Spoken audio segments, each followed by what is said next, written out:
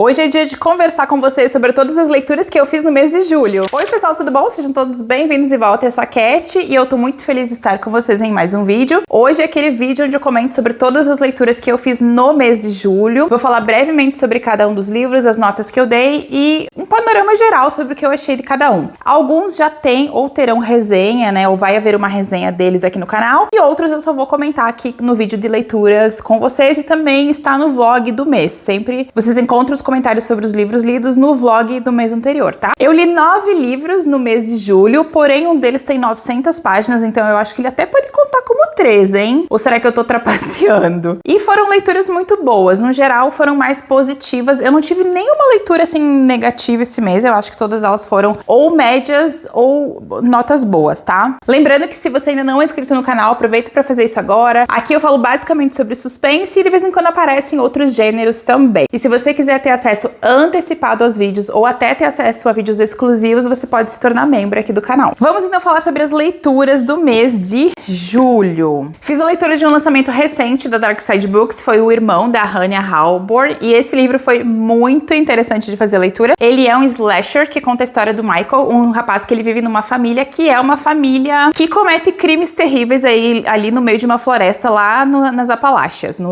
Só que o Michael, ele é um rapaz que ele gostaria, ele tem o desejo de um dia sair dessa família, de ter uma vida comum, de ter uma vida normal. Porque os Morrow, eles não levam uma vida normal, tá? Eles têm ali um sistema de caça e não é de animais, tá? E cada membro da família desempenha um papel dentro dessa situação. E o Michael tem um papel que ele não gosta, ele não se sente bem fazendo aquilo e ele gostaria de ter uma vida diferente. Só que sair dos Morrow não é tão fácil assim. E quando ele começar a se interessar por uma garota que mora na cidade, ele vai voltar a sonhar em talvez um dia sair dessa família. Só que ele vai descobrir que se desligar desses membros é muito difícil e muito complicado. Ele é um livro de teor mais pesado, tanto psicológico quanto gráfico. Tem cenas aqui bem descritivas, então assim, só indico se você gosta ou já leu o gênero, se você é mais sensível a algumas descrições de cenas ali de violência, talvez não seja o ideal pra você. Eu gostei muito da leitura, eu li esse livro em poucas horas, porque eu precisava saber se o Michael sairia ou não dessa família, qual seria a decisão dele, pra que lado esse garoto iria, e o final realmente pega a gente de surpresa, tá? Principalmente uma coisinha ali que acontece. E o livro todo me lembrou muito os filmes slasher dos anos 80. Então, se você é fã do gênero, você provavelmente vai gostar desse livro. E pra ele eu dei 4 de 5 estrelas. Saindo de uma leitura mais pesada, eu também li um livro muito irônico e divertido, que foi O Guia de uma Sociopata para um Casamento Bem-Sucedido, do M.K. Oliver, que é um autor inglês. E aqui a gente tem um livro que ele funciona como uma sátira quase, porque nós vamos conhecer uma dona de casa perfeita que vive num bairro em Londres chamada Lala Rock. Mas a Lala, ela é uma sociopata e ela é uma assassina. Inclusive, a primeira cena dela no livro, ela matou um homem que entrou na casa dela, bem no momento em que ela estava organizando a festa de aniversário do seu filho de 4 anos. E como ele estava atrapalhando ali, né, enfim, ela matou ele. E aí ela tem que lidar ali nos primeiros momentos com a festinha do filho que ela tá organizando e com o corpo que ela deixou na sala. Então, assim, é hilário, tá? O livro, claramente, é uma grande ironia aos modos, a representação de feminilidade, a essa necessidade das vidas perfeitas, que é necessário você performar o tempo todo. Então a Lala, ela tem um humor muito cínico, muito satírico ao longo do tempo, e em vários momentos você vai se pegar dando risada das coisas absurdas que ela fala e ela faz. É o tipo de livro que eu já vejo sendo transformado numa espécie de minissérie da Netflix, eu acho que funcionaria super bem. É esse humor inglês meio depreciativo, um humor que às vezes soa meio errado, sabe? Mas enfim, super divertido, foi uma leitura muito boa, porque no início do mês de julho eu tava doente, então ler esse livro me deu uma animada, sabe? Foi realmente legal. Eu daria um 4 estrelas pra ele, tá? Porque eu li ele super rápido, eu me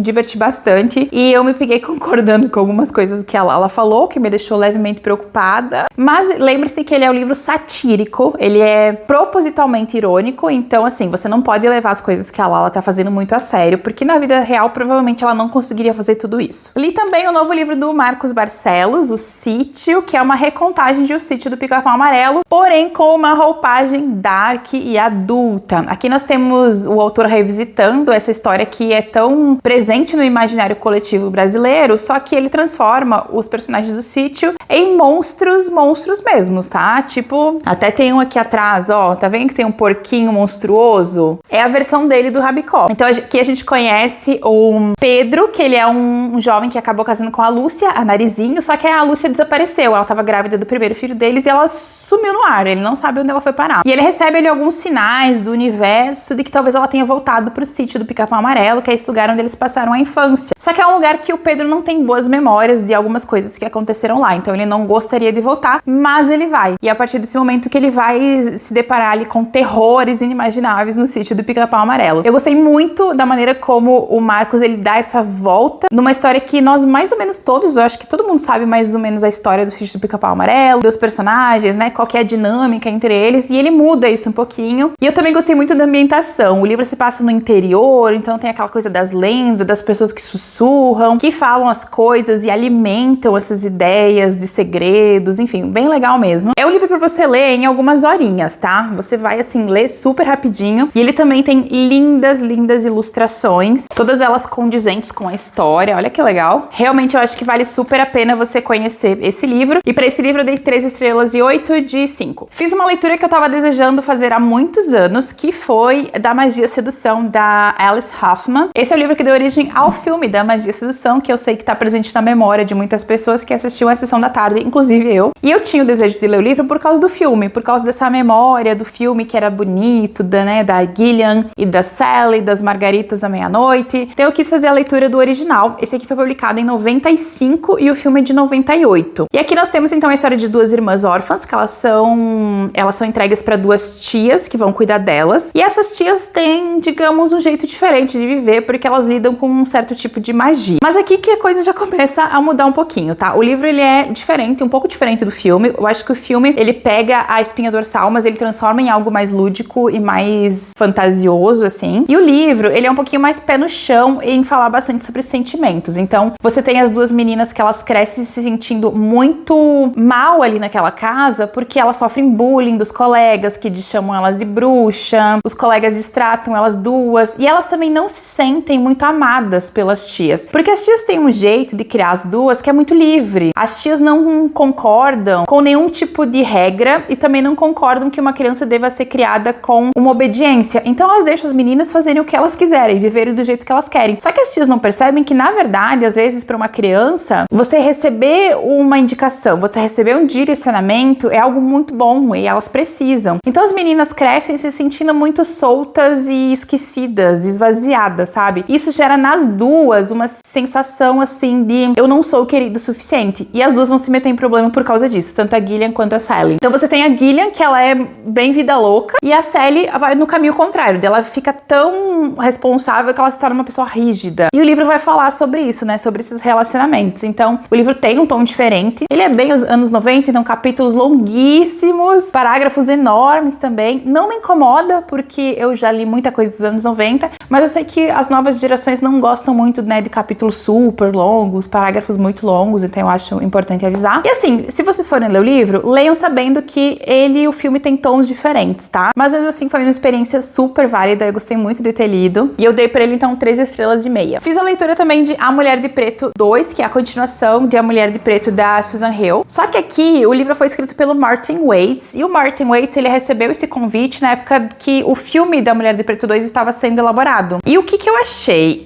Eu achei que o Martin Waits, ele é um bom escritor, ele consegue manter o mistério da história aqui. Você tem um grupo de crianças que durante as Blitz lá em Londres são enviadas para ficar na casa da mulher de preto, que é uma casa que tá vazia, tá abandonada, e eles têm que mandar as crianças pro interior. Obviamente nenhuma dessas crianças e nem as responsáveis sabem do que já aconteceu na casa antes, e quando eles chegam lá, esses fenômenos, né, a mulher de preto começa a aparecer para essas crianças e talvez, né, queira levar elas a serem desvividas. O que eu achei, tá? Em relação à escrita, o Martin Waits, obviamente, não tem a mesma escrita da Susan Hill, seria impossível isso acontecer. E eu acho que ele escreve bem, só que ele é um livro bem genérico em relação à escrita, sabe? Qualquer autor do nosso tempo presente teria escrito esse livro, eu acho. Já quando você lê A Mulher de Preto da Susan Hill, muita gente fala que acha que é um texto do século XIX, porque tem ali um estudo por trás do texto da Susan. E o texto do Martin, ele é bom, mas ele é só isso também. Ele não é nada demais, sabe? Então, assim, foi uma boa experiência de ler. Gostei, não me apaixonei, mas eu acho que ele é um livro legal. Se você quiser ali ler um terrorzinho de Casa Assombrada, eu acho que você pode gostar. E eu dei pra ele, então, 3 estrelas e meia de 5 também. Depois, eu fiz a leitura também de um hypado do momento, que foi o livro que os membros do canal escolheram pra que eu lesse no mês de julho, que foi o No Rastro da Mentira, da Emmett inteira. Essa minha edição aqui é a edição que saiu pela Tag. Eu acho que tá ao contrário aqui. Não, eu botei a capinha dele ao contrário, mas tudo bem. E aqui a gente tem, então, um suspense psicológico que fala da Lucy, que ela foi acusada pela opinião pública de ter matado a sua melhor amiga, só que ela perdeu a memória na noite em que isso aconteceu. Então ela não sabe exatamente se ela é culpada ou não. Ela acha que ela não é, mas pode ser que ela seja. Enfim, nunca ninguém conseguiu provar. E de repente um podcaster vai pra cidade dela e ele resolve revisitar o caso, esperando, né, encontrar novas evidências,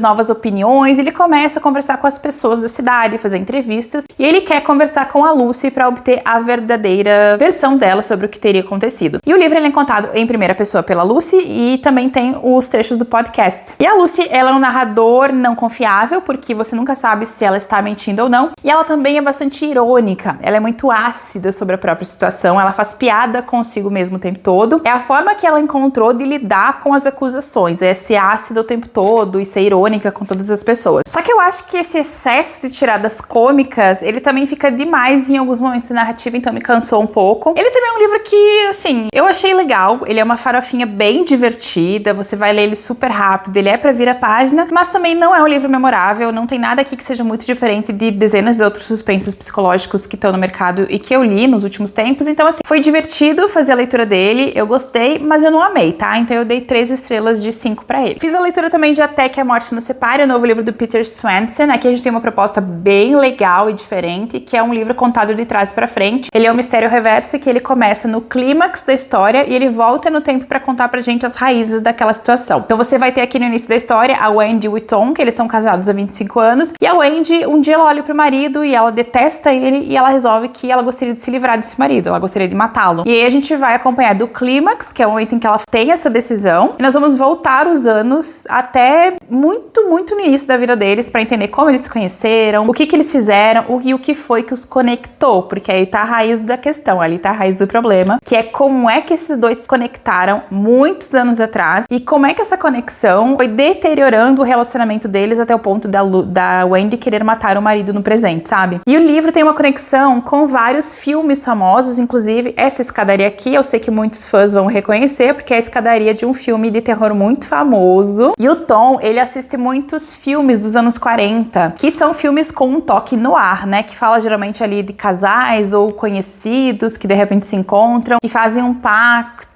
né? E como é que esse pacto reverbera na vida das pessoas. Então o livro é muito legal. Ele é um livro que ele é muito mais pautado no estudo de personagem do que no plot twist ou na reviravolta insana, tá? Eu acho que foi por isso que eu gostei mais do livro, porque eu gosto de entender personagem, eu gosto de personagem bem construído. E aqui a gente tem, digamos, a desconstrução do personagem, porque você começa com eles dois, no fim, no momento ali, né, em que eles estão já com 50 anos e são já seres humanos concretos, de certa forma. E aí a gente volta no tempo, na vida deles, para entender como é que eles vão sendo formados, né, e o relacionamento também. Achei muito bom mesmo, é um tipo de narrativa que eu gosto, que me instiga, então para esse eu dei 4 estrelas de 5. E eu terminei o mês, gente, com 2 assim, ó, muito bons. Primeiro, eu fiz a leitura de O Homem Marcado, que tem mais de 900 páginas, esse aqui que eu falei para vocês, que eu até considero que são 3 livros aqui, né, que eu li. Pois bem, aqui nós temos então o 8º livro da série Cormoran Strike, aqui nós temos mais um caso a ser investigado pelos detetives particulares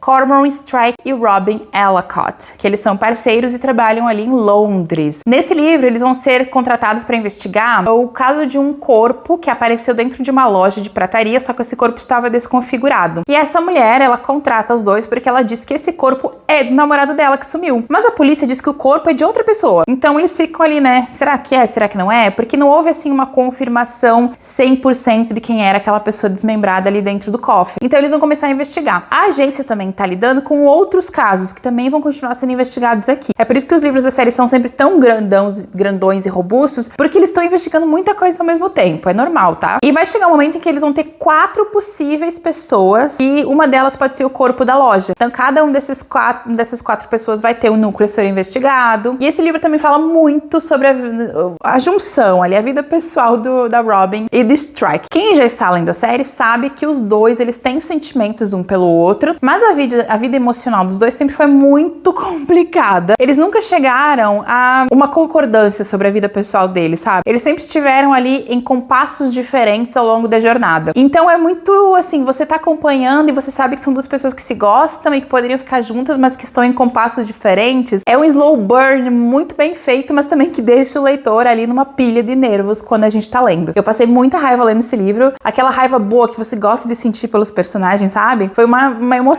realmente fazer a leitura. E o final desse livro, meu Deus do céu, esse final promete muita coisa pro próximo livro, muito mesmo. Só que agora nós teremos que esperar 2 anos pela continuação. E pra esse aqui eu dei 4,5, mas assim, eu daria um 4,8 pra ele tranquilamente, só que lá no Scooby não tem como dar a nota quebrada, então lá ficou 4,5, mas eu acho que eu daria um 4,8, um 4,7 pra ele. Só não dou 5 porque eu dei 5 pro livro anterior, que eu acho que é muito bom, perfeito. E esse aqui, o caso dele não foi tão cativante quanto o caso do livro anterior. Nenhum caso dos livros é ruim, tá? Nenhum deles. Mas esse aqui, digamos que ele me pegou menos que os casos anteriores. Então, por isso, eu dei pra ele 4,5. E eu li o novo livro do Jon Esbo, que é A Hora do Lobo, que é um suspense dele que se passa em Minneapolis. É o primeiro livro que o autor escreve em que a ação toda acontece nos Estados Unidos. E, gente, que livro bom. Eu comecei a ler ele bem tranquilo, assim. Eu achei que ia ser um bom livro, porque o Nesbo nunca escreve nada de ruim. Mesmo os livros não tão bons dele ainda são melhores do que a maioria das coisas que existem no mercado hoje em dia. Então, assim, comecei o livro super de boa. Ele fala sobre uma série de assassinatos que vai acontecer ali em Minneapolis. E esses assassinatos, eles são creditados a um homem chamado Tomás, que teria sido um membro de uma gangue muitos anos antes. Só que ele sumiu do mapa e agora ele reapareceu e parece que tá matando algumas pessoas a esmo. Ninguém entende exatamente a conexão entre essas pessoas. E nós teremos, então, um detetive veterano chamado Bob Oz, que ele vai começar a investigar, digamos, na surdina, porque ele não é muito bem quisto pela própria equipe, pelos outros detetives. E assim, investigando por fora, ele vai descobrir mais coisas do que os responsáveis por fazer a investigação verdadeira, gente. É um livro muito bom mesmo. E ele é um livro que ele tem uma trama policial, mas ele também fala muito sobre perda, sobre luto, sobre solidão. É um livro nórdico ambientado nos Estados Unidos. Então, assim, eu gostei muito dele. Eu não sei, tem alguma coisa nesse livro que me pegou bastante quando eu fiz a leitura. E eu vou gravar uma resenha dele, tá? Pra explicar melhor, pra falar mais sobre a trama dele com vocês. Mas ótimo livro. E eu dei 4 estrelas e 2. 4,2 eu acho que eu dou pra ele. Eu acho que vale sim. Não vou dar 4,5 porque eu dei 4,5 pro Galbraith, né? Que é um livro maior, mais robusto, mais desenvolvido. Mas um 4,2 aqui tá bom. Gente, eu não sei explicar as minhas notas. Eu dou notas pelos meus sentimentos. E eu também não sei nem como elas funcionam. Mas é assim que eu me sinto, tá? Então vai ficar com 4,2. Aproveita e me conta se você leu alguma coisa muito incrível no mês de julho. Se você tá querendo ler algum desses livros aqui que eu mostrei. Lembra de curtir, comentar, compartilhar, deixar um hype se for possível. E se inscrever aqui no canal se você não é inscrito. Beijão e a gente se vê no próximo vídeo.